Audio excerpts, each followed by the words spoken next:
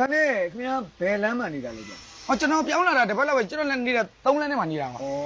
ဒီလိုပါကျွန်တော်အိုင်းအိမ်လာလေခြင်းလို့ပါ ဟောလာလေးရပါတယ်ဘာမှဖြစ်ပါဘူး အိမ်ပိုင်မို့ ဟောအိမ်မမုံကြီးကကျွန်တော်ငားနေတာ ခင်ဗျားပုံကြည့်ရတာအိုးအိမ်နဲ့နေရမယ်ရုံမဟုတ်ပါဘူးသိတယ်ဒါနဲ့ခင်ဗျားအဖေအမေကဘယ်သားတိလဲ ဟောကျွန်တော်အဖေမေကငငယ်ရက်ဆုံးသွားတာ ဩတနာစရာပဲခင်ဗျားရုပ်ကြည့်ကြရမိစုံဖဆုံနေရမယ်ရုံမျိုးမဟုတ်ဘူးဗျာတလားဆွေမျိုးသားချင်းအောင် မရှိဘူးဗျာ အေးမိဘတော်မရှိဘူးဆိုရင်တော့ဆွေမျိုးသားချင်းကိုဝေးပြီပေါ့ဒါနဲ့အိမ်တော်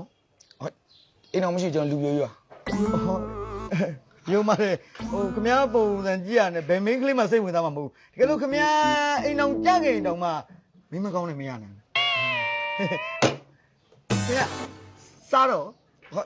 စားတော့ကျွန်တော်တကွေတကားဆိုတော့အပြင်မှာဝယ်စား အပြင်မှာဝယ်စားတယ် ဟုတ်ကဲ့ တစ်နက်ကိုဘယ်လောက်ကို 9000လောက်ပေါ့ 9000 ဟုတ် ဟာတစ်နက်ကို9000อ่ะအိမ်မှာသာချက်စားလိုက်လို့ရှိရင်မနေ့ညစားလို့ရတယ်ခမ ्या လူနေခြုံကြားစိတ်နေပုံပြားပဲဗျာနော်ခင်ဗျရုံနဲ့